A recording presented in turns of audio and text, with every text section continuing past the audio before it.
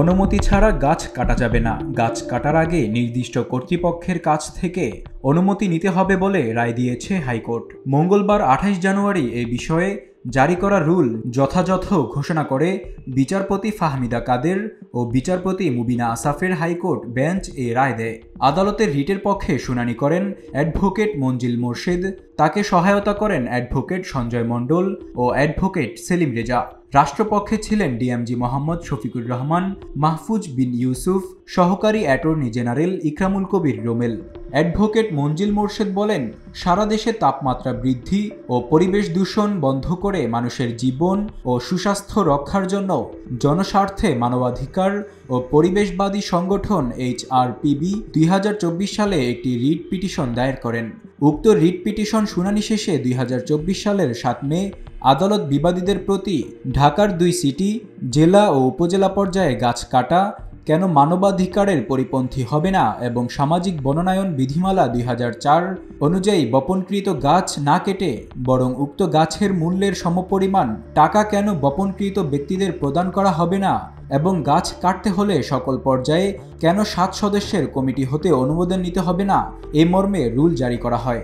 সেই রুলে শুনানি শেষে হাইকোর্ট কতিপয় নির্দেশনা প্রদান করেছেন। আদালত রায় বলেন, দেশে দিন দিন তাপ বৃদ্ধি পাওয়ায় অধিক সংখ্যক গাছ সংরক্ষণ করা প্রয়োজন। ব্যাপকভাবে গাছ কর্তন করা হলে আমাদের পরিবেশের ভারসাম্য নষ্ট হবে, যা আমাদের বেঁচে থাকার অধিকারকে খর্ব করবে। আদালত আরও বলেন, পরিবেশের ভারসাম্যের জন্য যে পরিমাণ গাছ বাংলাদেশে থাকা দরকার সে পরিমাণ গাছ নেই এবং এই গাছগুলোকে রক্ষা করা পরিবেশের জন্য অত্যন্ত প্রয়োজন। শুনানিতে অ্যাডভোকেট মঞ্জিল মোরশেদ বলেন, বাংলাদেশে দিন দিন গাছ কাটার মাত্রা বৃদ্ধি পাচ্ছে এবং একটি দেশে যে পরিমাণ গাছ থাকা দরকার সেই পরিমাণ গাছ বাংলাদেশে নেই। আর এর মধ্যে আরও বেশি গাছ কাটা হয় তাহলে তা হবে পরিবেশের জন্য হুমকির সমান। এই কারণে সামাজিক বনায়ন প্রকল্পের মাধ্যমে লাগানো গাছ না কেটে বরং যারা গাছ বপন করেছে তাদের গাছের মূল্য পরিশোধ করা উচিত। তিনি আরও বলেন, গাছ কাটা নিয়ন্ত্রণের জন্য ঢাকা সহ বিভিন্ন স্থানে অনুমতি একটি কর্তৃপক্ষের প্রতিষ্ঠা এবং তাদের কাছ থেকে গাছ কাটার অনুমতি দেওয়ার নির্দেশনা প্রার্থনা করেন।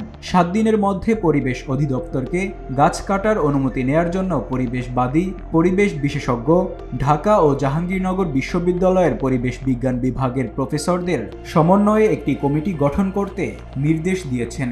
এছাড়া জনপ্রশাসন মন্ত্রণালয়ের সিনিয়র সচিবকে ৭ দিনের মধ্যে একটি সার্কুলার ইস্যু করে জেলা প্রশাসক, জেলা পরিবেশ কর্মকর্তা, সরকারি কলেজের অধ্যাপক, সমাজকর্মী, পরিবেশবিদ ও জেলা আইনজীবী সমিতির সভাপতি বা সাধারণ সম্পাদক এবং জেলা সিভিল সার্জনকে নিয়ে একটি কমিটি গঠন করতে বলা হয়েছে, যারা জেলা পর্যায়ে গাছ কাটার অনুমতি প্রদান করবেন। আদালত আরও একটি আদেশে জনপ্রশাসন সচিবকে আগামী ৭ দিনের মধ্যে সব জেলা প্রশাসকদের প্রতি একটি সার্কুলার ইস্যু করে উপজেলা পর্যায়ে গাছ কাটার জন্য উপজেলা নির্বাহী অফিসার, কলেজের অধ্যক্ষ, সমাজকর্মী, পরিবেশবাদী, সমাজ কল্যাণ কর্মকর্তা, এসিল্যান্ড এবং LGEDর নির্বাহী ইঞ্জিনিয়ারদের সমন্বয়ে একটি কমিটি গঠন করতে নির্দেশ প্রদান করেন, যারা উপজেলা পর্যায়ে গাছ কাটা সম্পর্কে অনুমতি প্রদান করবেন।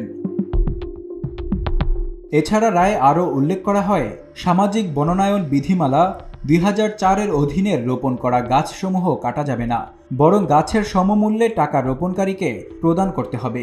এ মর্মে সামাজিক বনায়ন বিধিমালায় পরিবর্তন আনায়নেরও নির্দেশনা প্রদান করেন। রিটকারীরা হলেন advocate Mohammad Sarwar Ahad Chowdhury, advocate Ekhlas Uddin Bhuiyan, advocate Ripon Baroi. Desk report, public post, Dhaka.